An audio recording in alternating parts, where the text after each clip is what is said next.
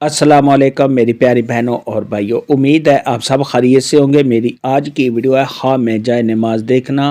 ख्वाब में जाए नमाज मस्जिद में देखना या ख्वाब में जाए नमाज को अपने घर में देखना कैसा है। इस ख्वाब की कई सारी किस्में हैं मगर हम आपको इसकी चंद ताबीरें बताएंगे। वीडियो शुरू करने से पहले मेरी आपसे गुजारिश है कि मेरे चैनल ख्वाब की ताबीर को सब्सक्राइब कर लें ताकि आने वाली हर नई वीडियो आप तक आसानी से पहुंच सके और आप अपने ख्वाब की ताबीर जान सकें। ख्वाब के अंदर अगर कोई शख्स देखे कि उसने जाए नमाज देखी है तो ये सब ख्वाब के अच्छा होने, नेक होने, परहेजगार होने और ऐसे शख्स को आराम और राहत मिलने की दलील है। ख्वाब के अंदर अगर कोई शख्स देखे कि उसने जाए नमाज को अपने घर में देखा है तो ये सब ख्वाब को खैर व बरकत हासिल होने, सब ख्वाब को खुशियाँ मिलने, तमाम मुश्किलात के दूर होने और ऐसा शख्स याद इलाही में मशगूल रहेगा।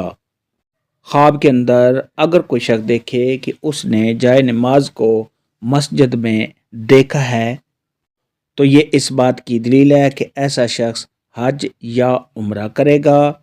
ख्वाब के अंदर अगर कोई शख्स देखे कि उसने किसी को जाए नमाज दी है तो ये इस बात की दलील है कि ऐसा शख्स लोगों को दीन की बातें बताएगा और ऐसा शख्स लोगों को अच्छी अच्छी नसीहत करेगा और उनको अच्छी बातें बताएगा।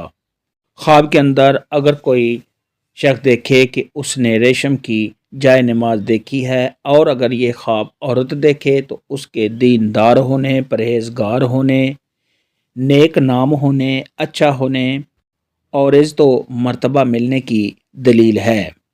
ख्वाब के अंदर अगर कोई शख्स देखे कि उसको किसी ने जाए नमाज दी है या साहिब ख्वाब ने किसी से जाए नमाज ली है तो ये साहिब ख्वाब के नेक नाम होने, अच्छा होने, गुनाहों से तौबा करने और साहिब ख्वाब के परहेजगार होने, इस तो मर्तबा के बुलंद होने की दलील है।